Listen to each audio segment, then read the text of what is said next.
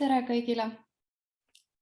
Tahan selles videos rääkida natukene maailma praegusest olukorrast ja jagada natuke enda mõtteid, enda nägemust sellest, kuidas ma näen seda, mis meie ümber toimub, mis inimkonnaga toimub ja kus võiks olla minu meelest meie fookus, kuhu inimesed peaks panema oma fookuse selles olukorras.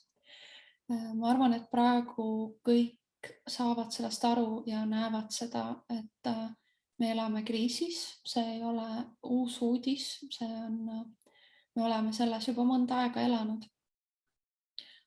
Ja igasuguses kriisis on väga palju aspekte ja asju, mis tulevad tegelikult üles. Võib öelda, et kriis näitab kõike seda, mis on lahendamata, millega ei ole varem tegeletud ja mis vajab justkui teadlikkust, valgust, mis vajab nägemist, mis vajab ka tervenemist. Ja üks hirme, mis on tulnud üles inimestel, väga paljud inimesed kogevad seda, on juba mõnda aega, võib-olla üle aasta kogenud, võib-olla isegi rohkem, on surmahirm.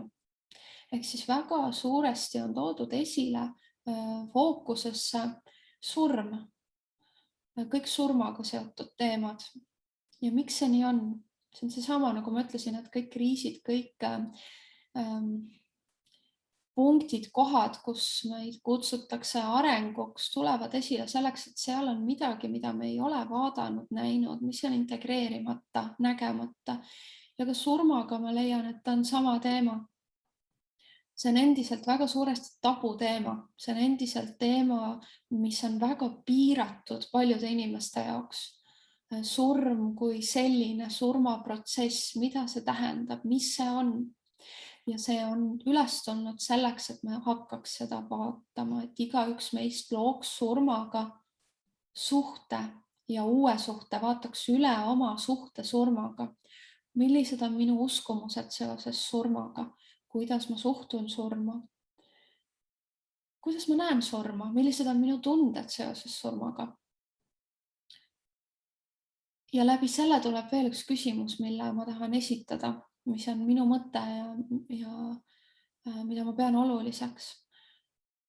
Seoses surmaga just nimelt. Et küsi endalt, miks sa elad? Miks sa tahad elada? Minu meelest surmahirm, hirm surra on tegelikult hirm elu ees. Kas sa kardad elada? Ja kui sa kardad, siis miks sa kardad elada? Mida sa kardad elu juures? Millised on sinu hirmud seoses eluga? See on ideaalne aeg selle vaatamiseks. Kas sinu tegevused on motiveeritud ja kantud hirmust? Sest sa ei taha millegagi tegeleda. Sa ei taha midagi vaadata. Ehk siis, miks sa elad?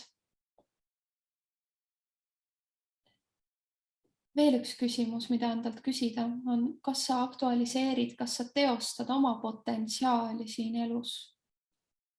Kas sa tegeled sellega, et kuidas oma andeid avardada, tuua esile, neid märgata? Kas sa liigud oma soovide ja unistuste poole? Millised su soovid ja unistused on? Ja seoses surmaga ja eluga üks väga oluline asi, mida vaadata, on see, et milline on mu elu kvaliteet. Kas mulle on tähtsam ellu jäämine või elu kvaliteet? Ja mida ma oma elu kvaliteedis praegu tahaks muuta? Mis on need asjad, mida ma tahan oma elus, oma elu kvaliteedis muuta? See praegune aeg sunnib meilt küsima, suunab meid küsima suuri küsimusi.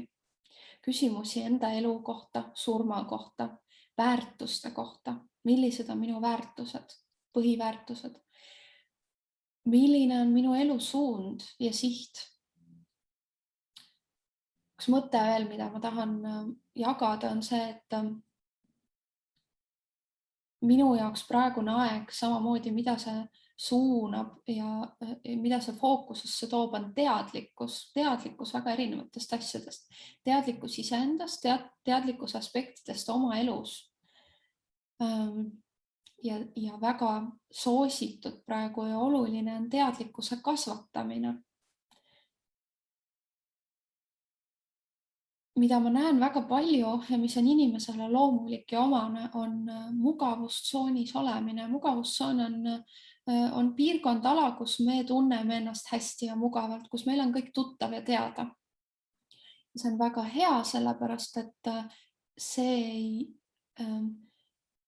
vii meid kui me oleme mugavustsoonis, siis me ei pea tegelema oma hirmudega, me ei pea tegelema arenguga. Ja miks inimesed ei arene ja liigu tihti edasi elus, oma eluvaldkondades või elus, on see, et nad tahavad ennast tunda hästi ja mugavalt ja turvaliselt. Selles ei ole iseenesest mitte midagi halba. Halb on see siis, kui see on läinud sel viisil äärmusesse, et sa enam ei arene, et sa ei tegele nende asjadega, mis elus sul tähelepanu vajavad, mis võib-olla pidevalt ennast meelde tuletavad läbi raskuste, läbi konfliktide, läbi haiguste. Ja see praegune aeg sunnib tulema välja mugavustsoonist, oma turvatsoonist. Kasv toimub alati läbi teadlikkuse ja läbi teadlikkuse kasvu ja tihti läbi raskuste ja õppetundide, selleks, et me kasvaks. Selleks, et me kasvataks oma teadlikkust, oma perspektiivi, vaatenurka asjadele. Ja mugavustsoonis kasvu ei ole. Veel teema, mis ma arvan, et oleks praegu oluline rääkida mõtetest sellega seoses, on väga paljude inimeste tähelepanu on pikka aega ka enne seda koroonaviiruse teemat ja kriisi on olnud keskkonnal ja keskkonnaprobleemidel, et me oleme aru saanud, et meil on väga suured keskkonnaprobleemid. Seda vist nimetatakse kliimamuutuste sõnaga, väljendiga öeldakse kliimamuutused. Väga palju on hakatud tähelepanu pööratakse keskkonnale, kliimale, mis on kõik valesti. Minu meelest see fookus on natukene vale, sellepärast et need välised muutused, mida me näeme enda ümber, mida me kogeme, mida planeet läbib, peegeldavad tegelikult meid, meie sisemaailma. Ja praegune aeg küsib meilt, kuidas sa tegeled enda sisemaailmaga, kuidas sa tegeled oma sisekliimaga. See aeg kutsub ja loob meile vajaduse ja see võib olla väga möödapääsmatu varsti see vajadus tegeleda ja tervendada iseennast, enda sisemaailma, enda sisekliimat. Selleks on praegu ideaalne aeg.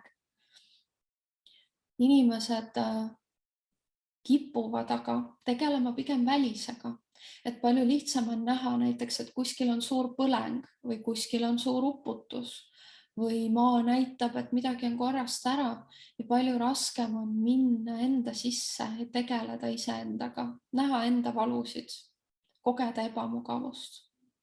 Aga just seda me peame tegema, sest kõik saab alguse sisemusest.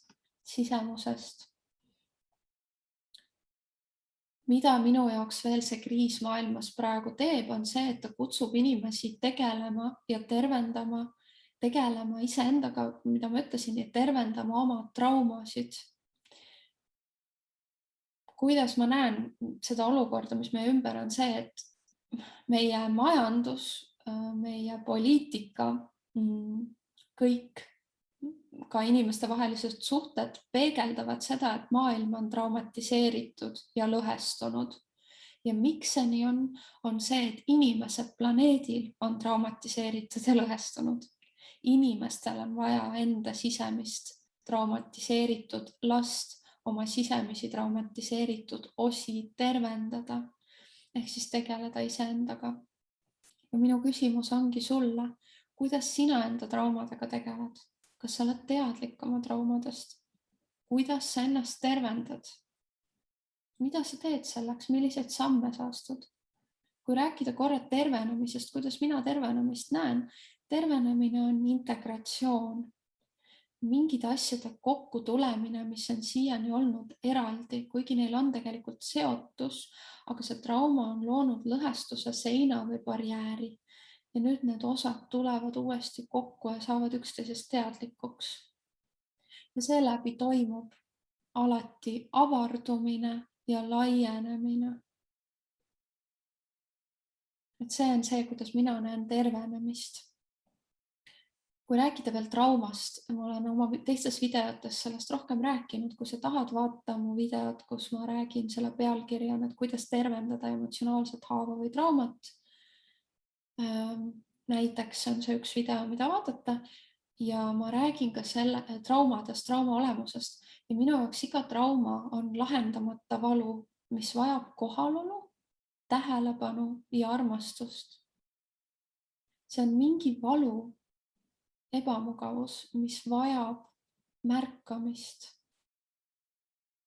tundmist ja seeläbi see saab terveneda.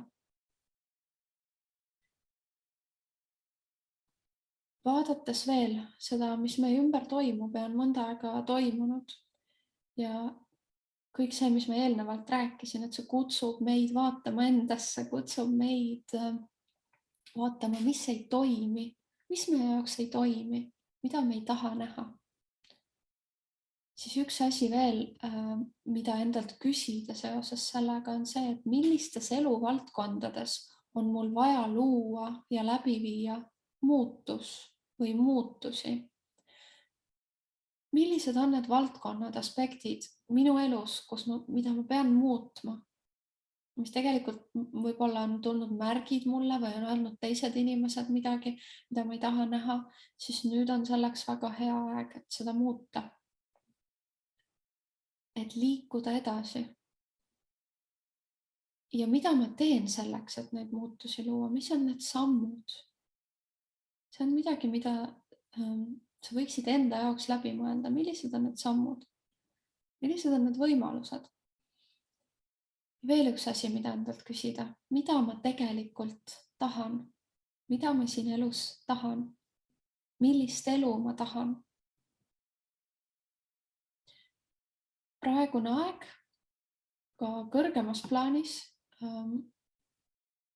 palub meilt võtta vastutus oma elu eest, mis tähendab oma traumade eest, oma valikute eest, oma käitumise eest. See nõuab meilt võtma vastutust selle kõige eest, sest see vastutus on meil.